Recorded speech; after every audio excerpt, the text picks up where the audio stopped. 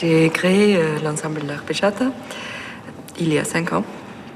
J'ai passé beaucoup de temps à jouer avec toutes les orchestres baroques, beaucoup des ensembles divers. En tant que continuiste, donc j'ai joué la harpe baroque et les turbes. Et j'avais un énorme besoin de collaborer avec des chanteurs surtout, mais pas seulement en accompagnateur, mais en créant donc des spectacles et travailler sur la musique vocale du XVIIe italien. Mon cœur est complètement dans la musique italienne du XVIIe siècle et surtout tout au début du XVIIe siècle.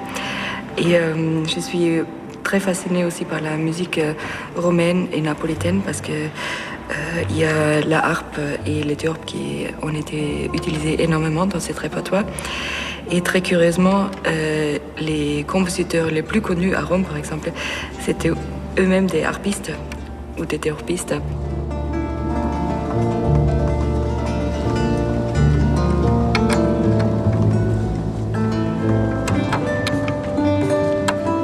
Les musiciens des Arpeggiata sont des gens que j'ai rencontrés pendant 15 ans de travail. Donc j'ai sorti les plus sympas et les meilleurs que j'ai trouvés. Et c'est un groupe extrêmement international pour ça aussi parce que j'ai vraiment très envie de jouer avec des personnes qui partagent la même passion que moi. Donc ils n'habitent pas forcément dans le même pays, même pas. Donc on a des musiciens de la Finlande jusqu'à Naples, très mélangés. Je cherche aussi à inviter des gens avec beaucoup de caractère. J'aime beaucoup ça.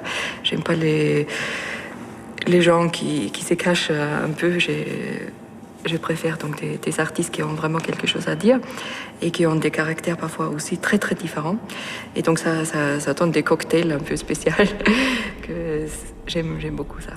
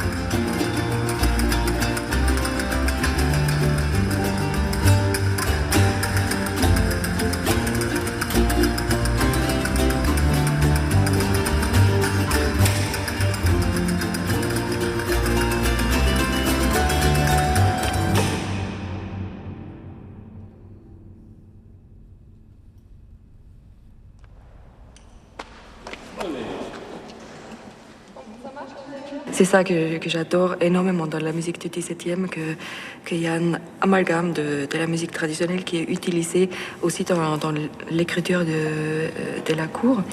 Et ce qu'on a cherché, c'est justement musicalement utiliser des éléments qu'on retrouve encore dans la musique traditionnelle que dans la musique classique, on ne connaît pas forcément. Donc une liberté rythmique, beaucoup d'improvisation.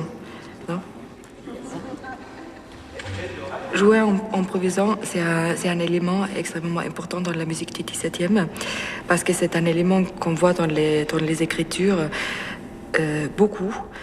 On sait que c'était des grands improvisateurs, c'était pratiquement au niveau des musiciens de jazz d'aujourd'hui. Ils savaient improviser comme aujourd'hui. On peut les retrouver seulement dans les jazz et plus dans la musique classique. Et ça, c'est quelque chose qui me fascine énormément. Et je trouve dans la musique ancienne, on a encore beaucoup à développer cet aspect de l'improvisation. Donc, on cherche à aller dans ce sens-là.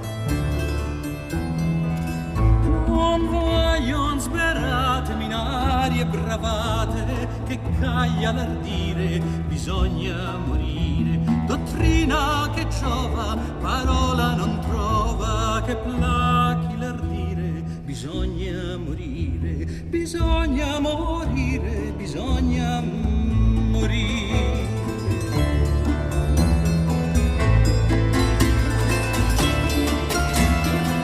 Non si trova modo di sciogliere il suo nodo, non vale fuggire, bisogna morire. Comune il statuto, non vale l'astuto, sto colpo schermire, bisogna morire, bisogna morire, bisogna morire.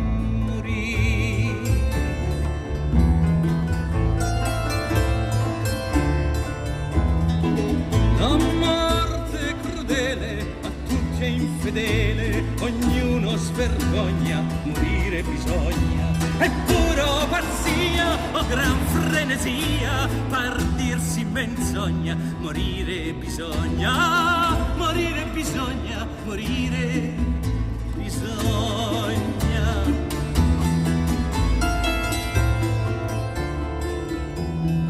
Si muore cantando, si muore suonando, la cedra o zampogna, morire bisogna. Si muore danzando, bevendo, mangiando, con quella carogna, morire bisogna, morire bisogna, morire bisogna.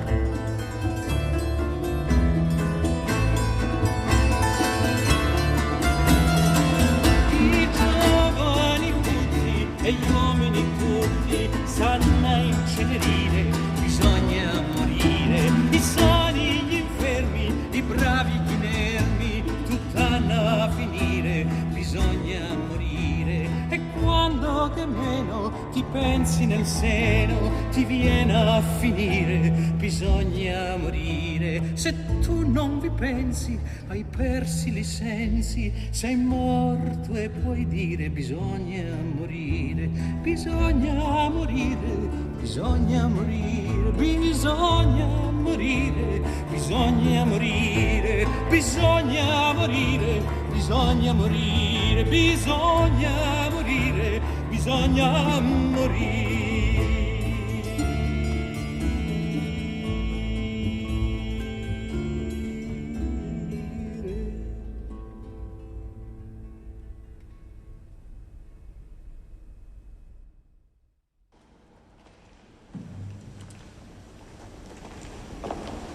Je cherche à créer dans les concerts, si le répertoire le permet, de créer pour les spectateurs pas seulement l'événement concert où on aplatisse après chaque pièce et on écoute seulement la musique, mais qu'il y a une histoire qui est racontée et qu'on plonge un petit peu dans les théâtres. Parce que la musique, on peut écouter chez soi en disque, et ça, c'est une création complètement différente. Pour moi, la création de spectacle et la création de disque, avec les mêmes pièces, sont vraiment deux choses complètement différentes. Parce que notamment, chez soi, on a la possibilité d'arrêter si on n'est pas porté par un disque. Et visuellement, pendant un spectacle, c'est très différent. Donc, on a besoin d'énergie et besoin de calme à des endroits très, très différents. Et je trouve ça extrêmement fascinant. Donc, on cherche effectivement à mettre des éléments en plus que la musique dans les concerts.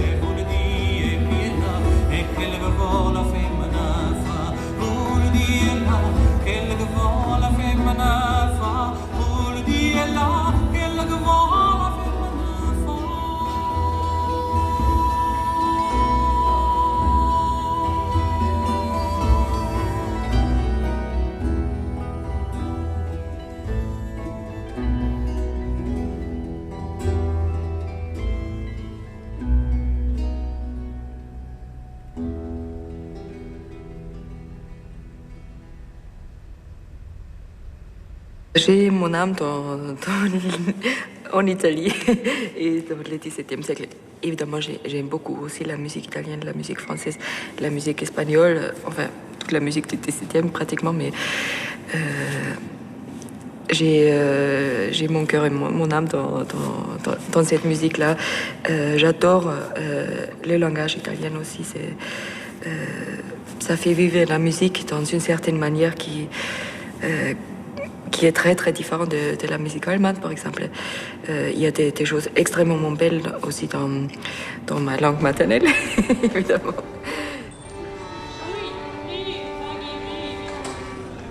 J'ai travaillé énormément dans la recherche aussi, c'est quelque chose que j'adore faire. J'ai passé beaucoup de temps dans les bibliothèques en Italie, par exemple à Rome, à la Biblioteca Vaticana ou à Florence, à Bologne, aussi à Paris, ici à Londres, il y a beaucoup de musique italienne aussi. Et c'est une chose très très fascinante pour une musicienne d'avoir dans les mains les originaux du XVIIe, c'est quelque chose de super. Et il y a encore énormément de répertoires à découvrir.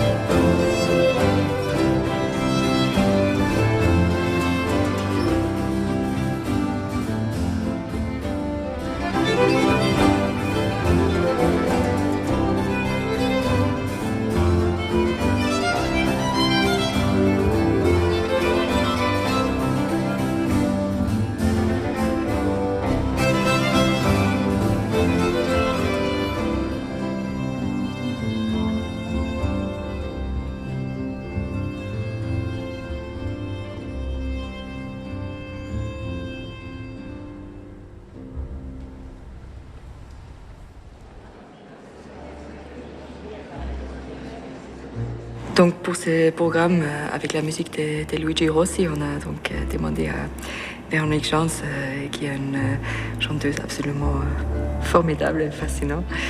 Et elle était donc partant pour se plonger dans ces projets parce que c'est donc la musique qui fait pas du tout partie du répertoire des chanteurs d'aujourd'hui. Donc il a fallu donc déjà d'un côté beaucoup de recherches, beaucoup de sélections parce que le répertoire de Luigi Rossi est énorme. Il y a à peu près 350 cantates en solo.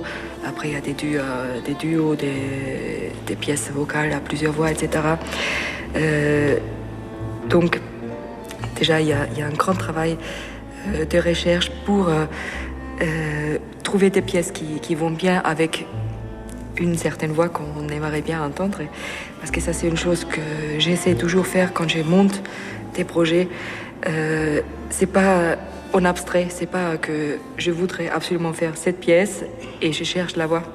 Je monte mes projets un peu à l'opposé, c'est-à-dire je pense à une voix, à un artiste et je cherche donc les pièces que je pense vont bien avec cette personne.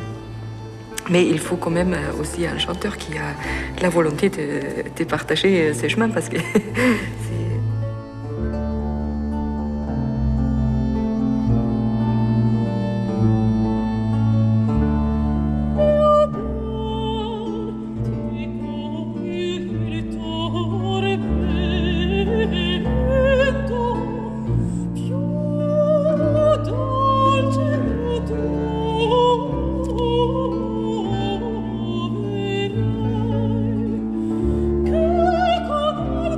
Con